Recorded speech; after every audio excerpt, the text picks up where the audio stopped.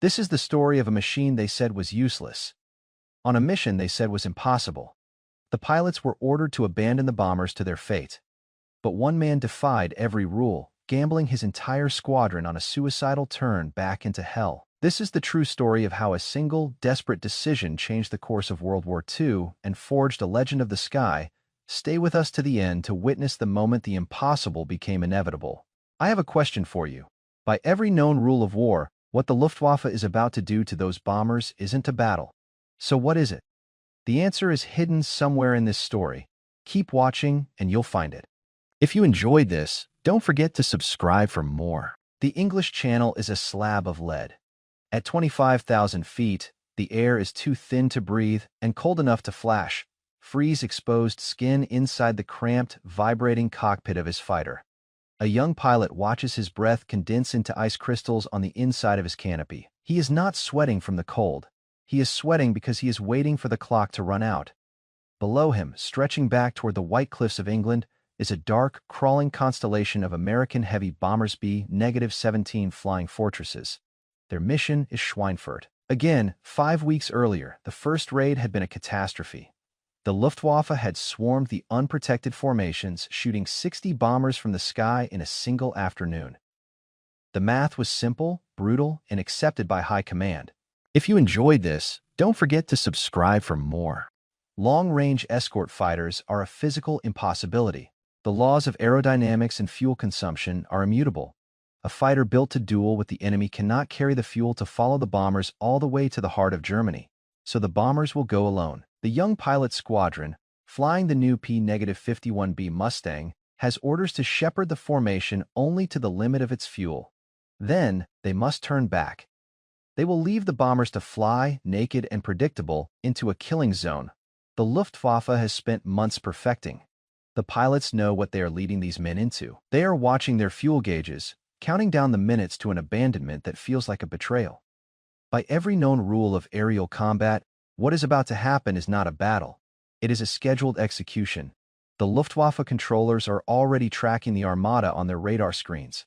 If you enjoyed this, don't forget to subscribe for more. They are waiting for the moment the American fighters peel away. They know the exact coordinate where the sky will become empty. And the Mustang, to the men who built it, it is an elegant machine. To the generals who ordered it, it is a promising photographic reconnaissance plane. To the bomber crews who see it wag its wings and turn for home, it is a beautiful, useless goodbye. In 1 minute, the Mustangs will reach their point of no return. The order will come. The fighters will bank west. Toward safety, the great formation will shudder on. Alone. The trap is set. The clock is ticking. The order crackles over the radio. It is a single calm word from the group commander. Withdraw.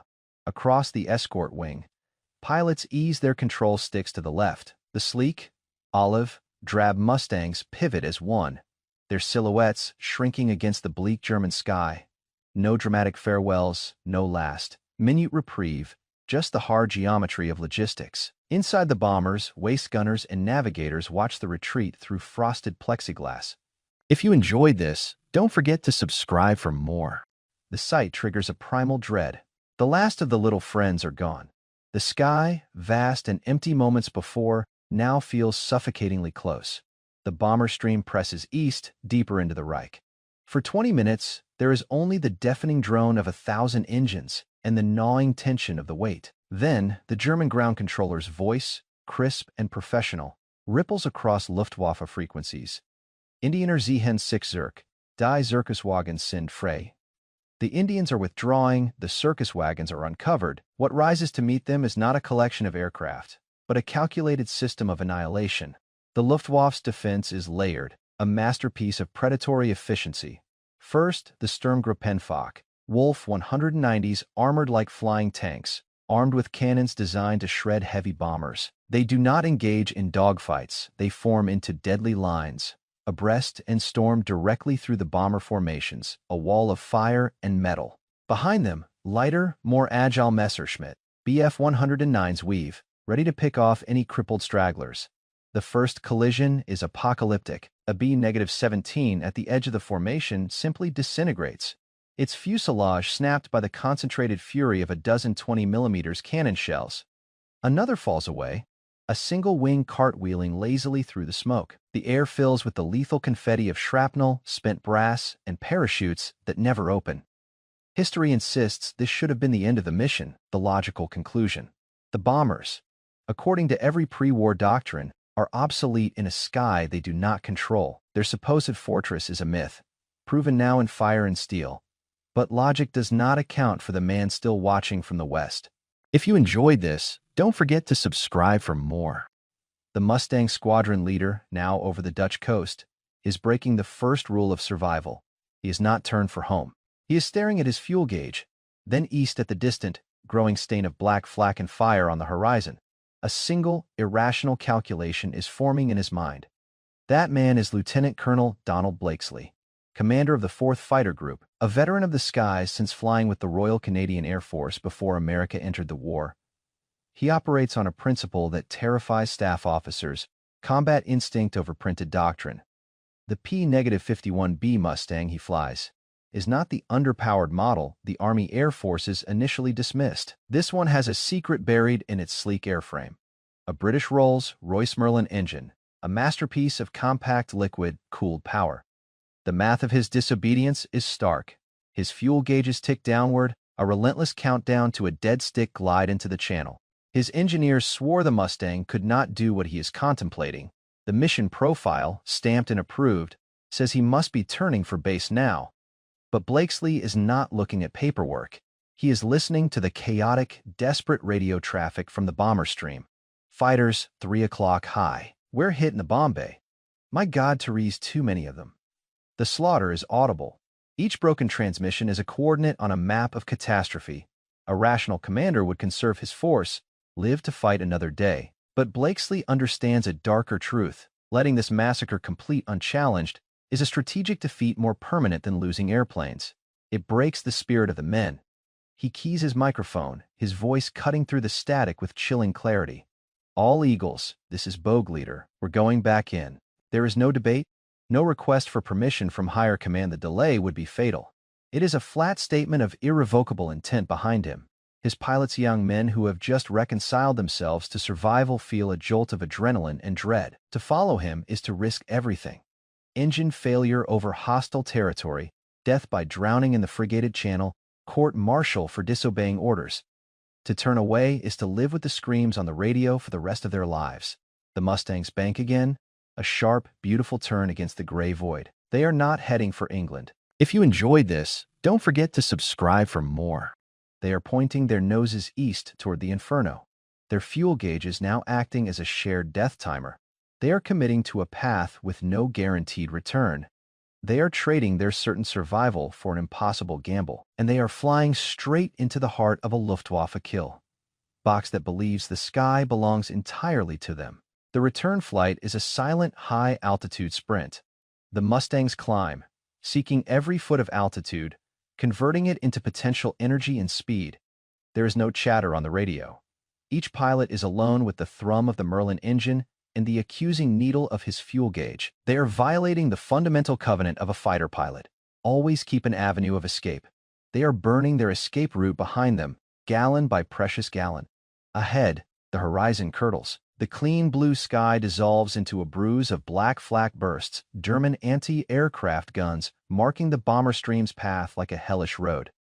Then, the specks appear, not the tight formations of minutes before, but a scattered, struggling mob. B-17s, some trailing fire, others missing chunks of wing or tail, are desperately trying to hold cohesion.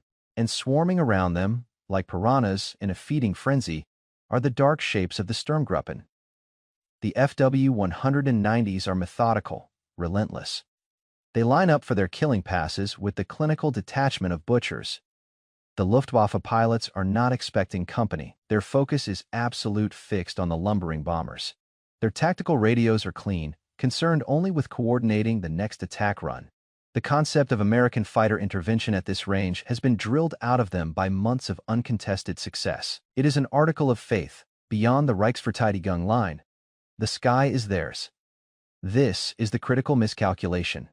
This overconfidence is the hairline crack in an otherwise perfect defense. Blakesley's group achieves the dream of every fighter pilot, the bounce. They have the sun at their backs, they have altitude, and they have a target-rich environment of enemy fighters utterly oblivious to their presence. No rational commander would have placed them here. No textbook would have advised this attack. They are outnumbered, low on fuel, and deep inside the lion's den. Blakesley does not give a complex order. He transmits 2 words. Tally-ho, the Mustangs drop their noses and dive. The scream of the wind mixes with the rising whine of the Merlins. They are not just attacking. They are transforming from observers into avengers, converting their stolen altitude into murderous speed. They have one pass, one moment of shock and terror to inflict before the Luftwaffe recovers, and the first German pilot to die will never see what hits him.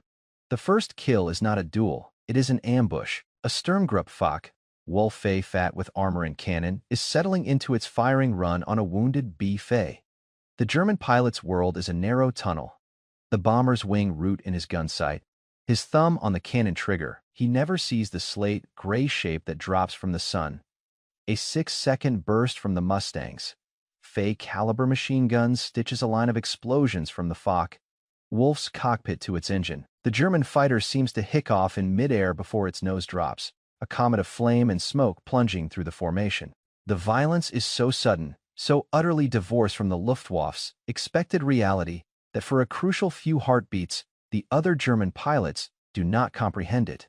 A second FW-190, peeling off after its attack, flies directly through the debris cloud of its leader. Then chaos erupts. The Mustangs are everywhere at once. They are not engaging in turning fights. They don't have the fuel for that. They are executing slashing hit and run attacks using their dive speed to blast through the German formations, break their rhythm, and vanish. The Sturmgruppen pilots trained for the slow, brutal work of killing bombers are suddenly and violently out of their element. Their heavily armored planes are sluggish against the predatory agility of the Mustang.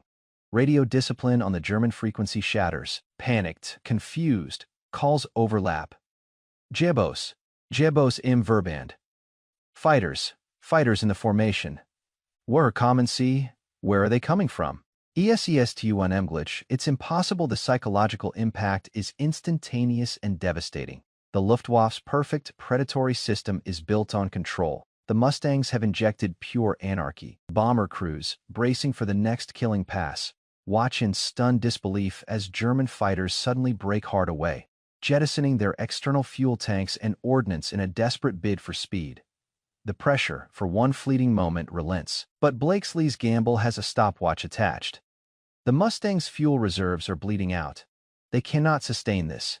If you enjoyed this, don't forget to subscribe for more.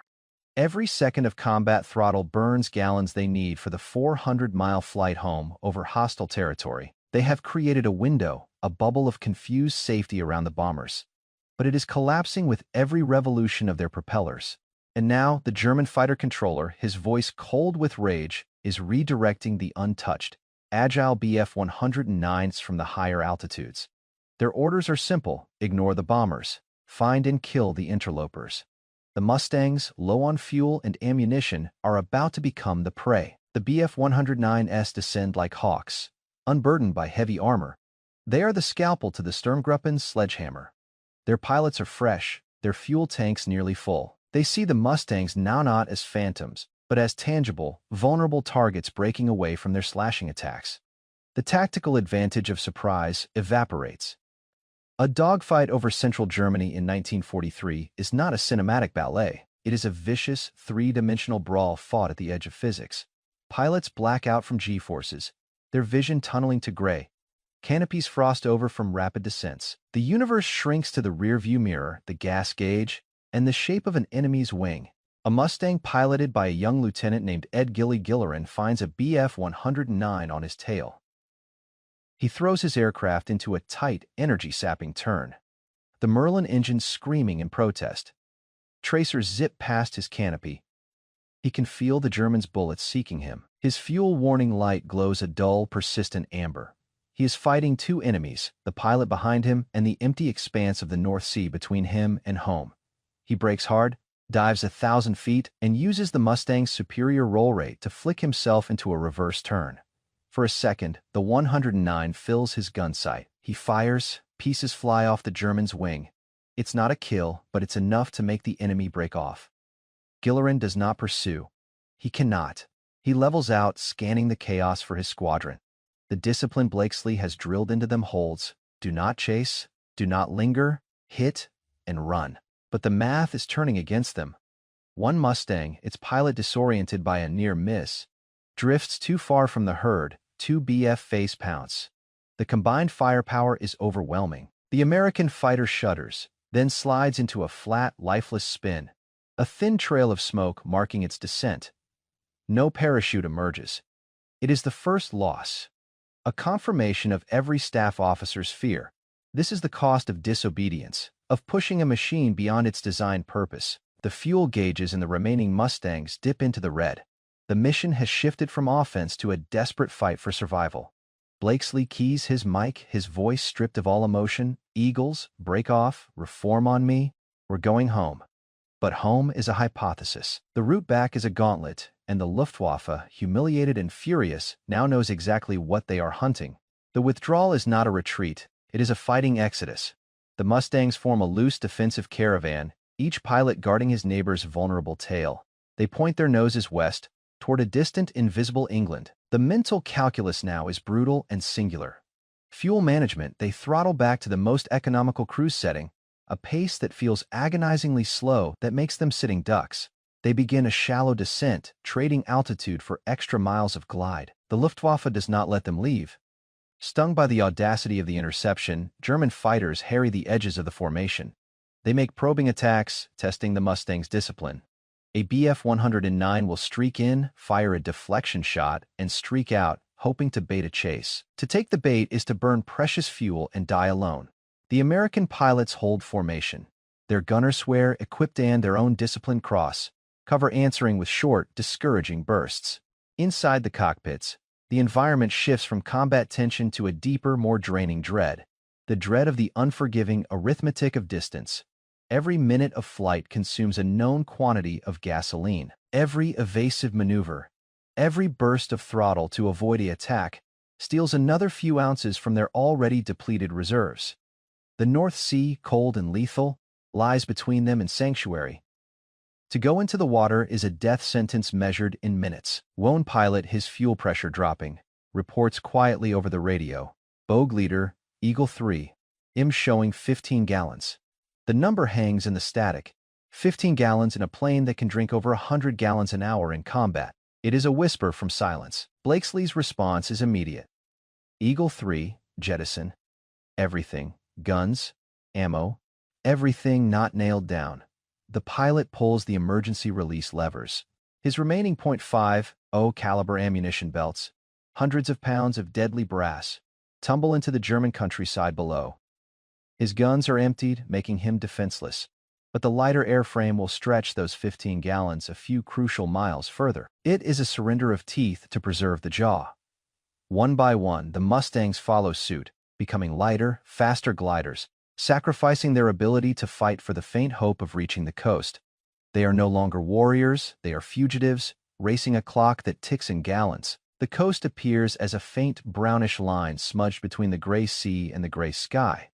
It is not a sight of relief, but of a new phase of peril. To cross the Dutch coast is to run a gauntlet of light flak batteries, the flakvierling.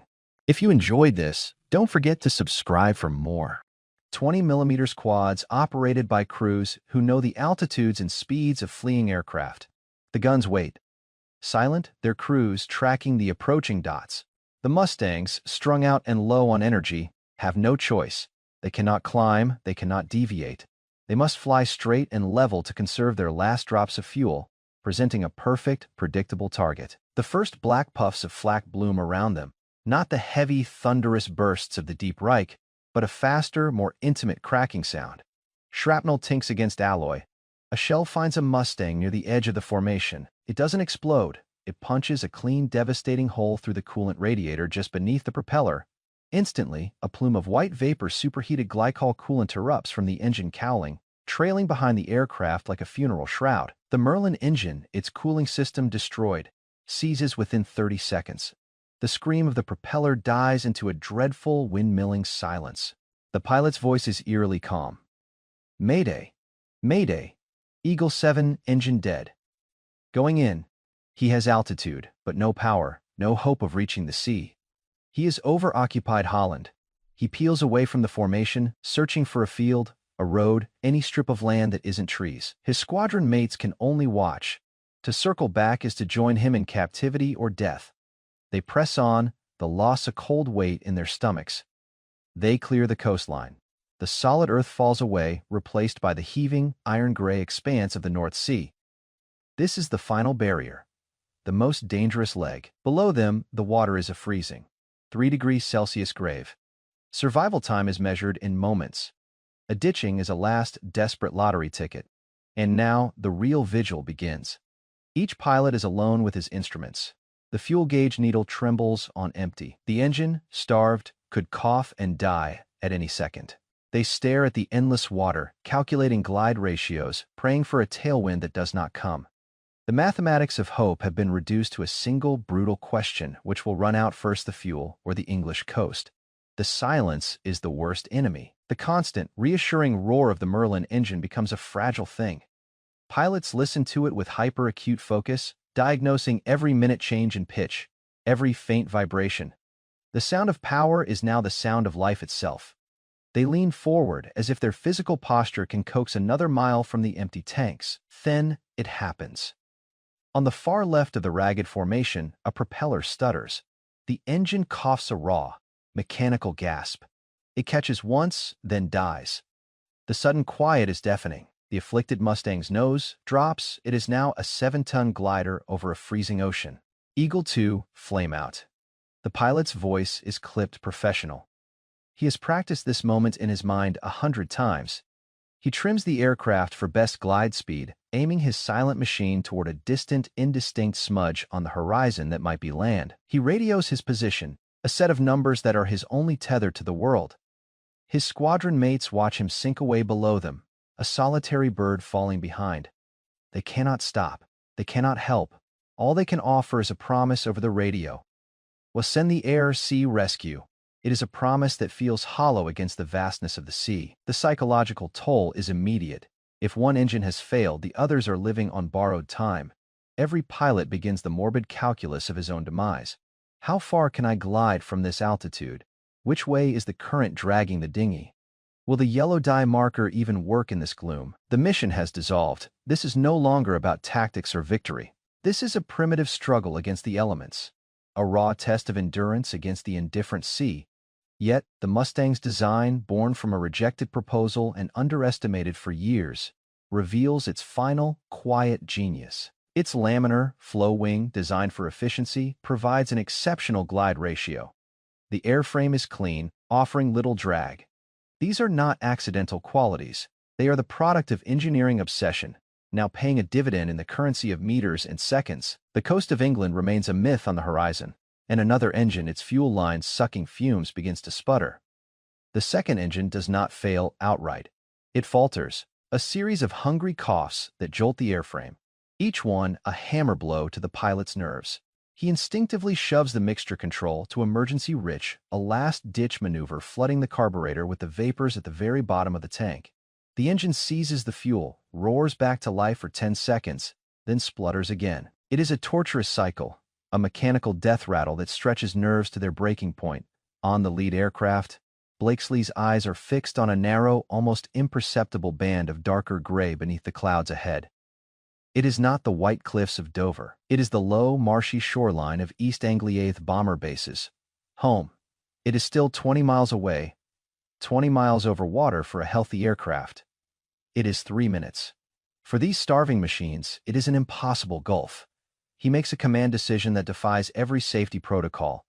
Eagles, descend to 500 feet. The order is counterintuitive. Lower altitude means less potential glide distance if the engine quits. But Blakesley is thinking of something else. The rumble of his own engine is echoing off the water's surface, a phenomenon known to pilots.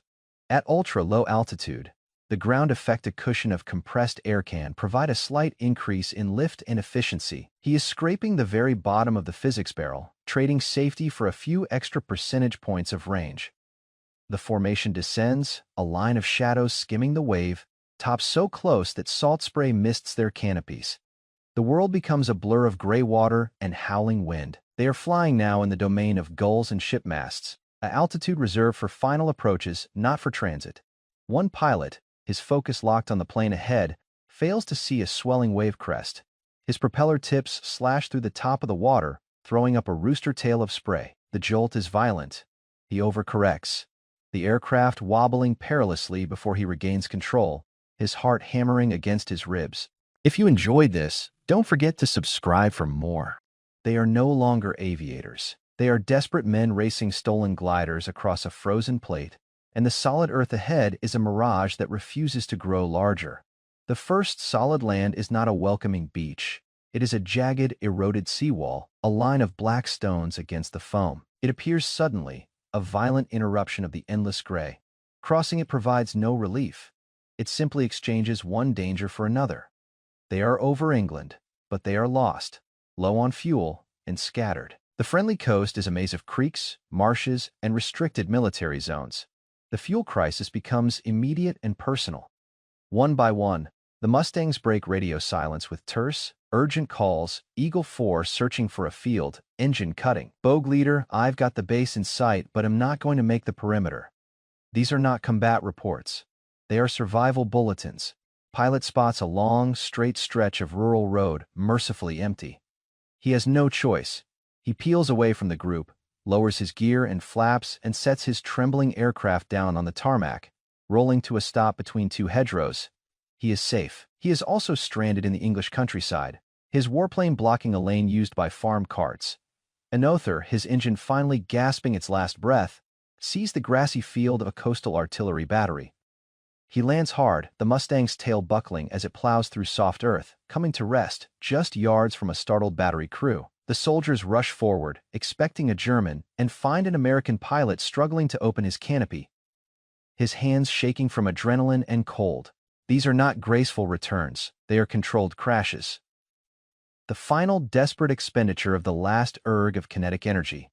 The elegant fighter is reduced to a battered artifact, its belly scarred by mud and its wings draped with vegetation. Blakesley and a handful of others, their engines still whispering on fumes, spot the distant familiar pattern of their home airfield at Dedon.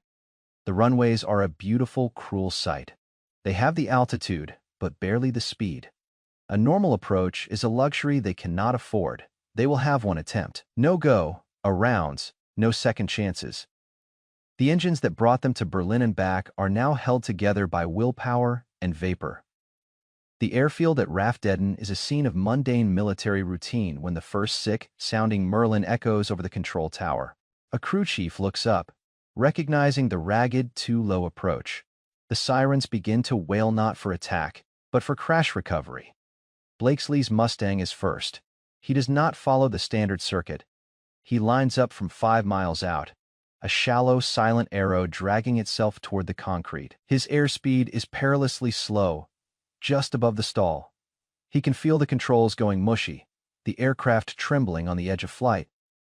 He drops his landing gear and flaps in one motion, a jarring drag that nearly stalls him then and there. The aircraft sinks like a stone. He crosses the airfield boundary fence 10 feet too low. The main wheels clip the top of a grassy berm, sending a shudder through the airframe. Then they slam onto the runway with a shriek of rubber, the tailwheel bouncing twice before settling. He has no power to taxi. The Merlin, its final duty done, sputters and dies as he rolls to a stop midway down the strip, a perfect, silent dead, stick landing born of absolute necessity.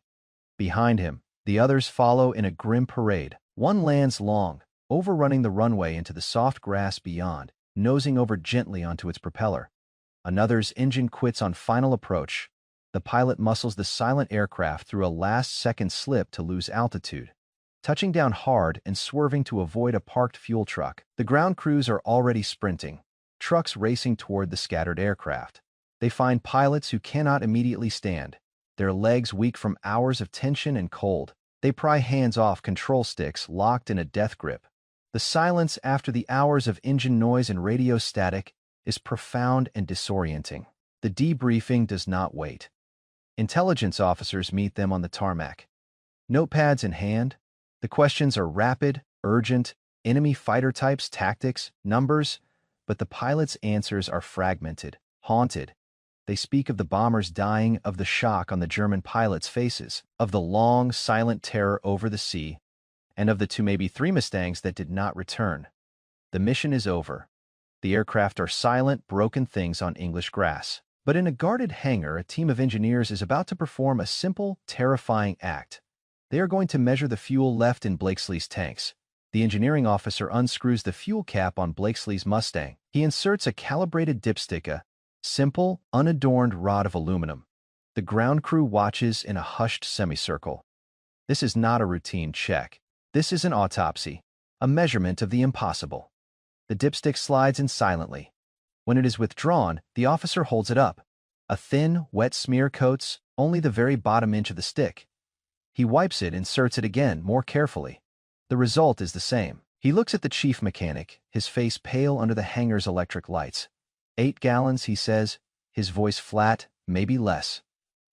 In the main and reserve tanks combined, the number hangs in the oily air, 8 gallons. In a plane that had taken off with 269, the engineers performed the same ritual on the other returning Mustangs. The figures are variations on a theme. 5 gallons, 12 gallons, 3 gallons. One aircraft's tanks are utterly, bone-dry empty. The engine had been sucking fumes for the last 50 miles. The data is irrefutable and terrifying. By the book, by all established metrics of fuel consumption and safety margins, these aircraft should be at the bottom of the North Sea. Their presence here is a statistical anomaly, a ghost story written in aluminum and 100-octane fuel. They had not just pushed the envelope, they had flown far beyond it into a realm where success was indistinguishable from catastrophic failure. But the raw numbers tell only half the story. The other half arrives via encoded teletype from intelligence. Reconnaissance photos and intercepted German signals reveal the aftermath over Schweinfurt. The bomber losses, while still grievous, were nearly 30 lower than the previous unescorted raid. The German fighter groups reported unexpected and severe losses during their attacks, with confusion and broken morale cited in after-action reports. Two facts now collide on the desks of senior commanders. 1. The P-51 Mustang, against all doctrine, can physically reach Berlin and return. 2. Its presence there changes the calculus of the air war entirely. The Luftwaffe's sanctuary, the Deep Reich, has just been violated, and a single, unanswered question now echoes through the halls of planning. What happens if we send them not as a desperate gamble, but as a deliberate weapon? The answer is not immediate. It is logistical, industrial, and brutal. High Command's initial reaction is not celebration, but shaken disbelief, followed by cold calculation. The Mustang is removed from its reconnaissance and nuisance roles. It is no longer just an airplane, it is a system that requires a new kind of warfare. Factories in Inglewood, California, and Dallas, Texas receive amended, urgent contracts. The production lines for the P-51 accelerate, but with critical modifications. The vulnerable fuselage fuel tank is retrofitted with a rubberized, self-sealing lining. The engine is tuned for higher, more efficient cruise settings. Most importantly, engineers design and install streamlined 75. If you enjoyed this, don't forget to subscribe for more. Gallon and later 108-gallon external fuel tanks, not clumsy afterthoughts, but sleek extensions of the wing that can be jettisoned when empty. The Mustang is being reforged from a tactical fighter into a strategic escort. Pilots are pulled from other units. Their training is rewritten. They no longer practice just dogfighting. They drill in long-range navigation, fuel conservation at 30,000 feet, and the discipline of close formation escort. They study recognition silhouettes of German fighters until they can identify them in their sleep. They are taught to think not in minutes of combat, but in hours of endurance. The Luftwaffe, meanwhile, is trapped in a devastating paradox. Their entire defensive strategy, layered interception, the timed attacks, the Sturmgruppen is predicated on a period of bomber vulnerability. That period has just been erased. German pilots returning from interceptions now report a new, chilling reality. The American fighters are still there, deep there, orbiting the bomber stream with a menacing patience. The safe space to reform and attack has vanished. The psychological advantage, the certainty of a defenseless target is gone. A captured German fighter pilot's interrogation transcript lands on Allied intelligence desks. One line is underlined: "When we saw the Mustangs over Leipzig, we knew the war was lost." It is not a statement about industrial capacity. It is a statement about sanctuary. The front line no longer exists. The sky over the factory, the rail yard, the refinery, is now the front line. The weapon has been proven. The production lines are humming, the pilots are training, and the man who defied the orders, Donald Blakesley, is given a new command and a simple, monumental directive: take them all the way, every time. Make the enemy feel there is no place left to hide. The implementation is not a single battle. It is a relentless, grinding campaign of presence. February 1944. Big week. The USAAF launches a full-scale offensive to cripple the German aircraft industry. This time, the bomber streams are not naked. They are shepherded by swarms of Mustangs, not just to the border, but to the very rooftops of the factories in Leipzig, Regensburg, and Stuttgart. The battles that follow are titanic, swirling dogfights involving hundreds of aircraft. But the dynamic has irrevocably shifted. The Mustang, lighter and more agile than the heavy German Sturmsäcke, owns the high altitude. It dictates the terms of engagement. A German pilot's mission is no longer a simple attack run on a bomber. It is now a desperate fight for survival against a prowling escort before he can even line up his shot. The Luftwaffe's losses become unsustainable. A pilot shot down over Germany is lost forever. A pilot bailing out over England is back in the air in days. The experienced Expert 10, the irreplaceable backbone of the defense, are being systematically bled white. New replacements are rushed to the front with half the training facing the most battle-hardened fighter pilots in the world. On the ground, the psychological erosion is complete. German civilian and military morale, once buoyed by the visible failure of the early unescorted raids, plummets. The sight of Chronicles' American fighter, Chronicles crisscrossing the heartland in broad daylight, is a demoralizing spectacle. It is a visual proof of air superiority, of a broken promise of protection. By the spring of 1944, the equation is simple and brutal. The Mustang has achieved what no other weapon could. It has made the airspace over Nazi Germany untenable for the Luftwaffe. To challenge the bombers is to accept catastrophic losses. To avoid them is to cede the industrial heartland to destruction.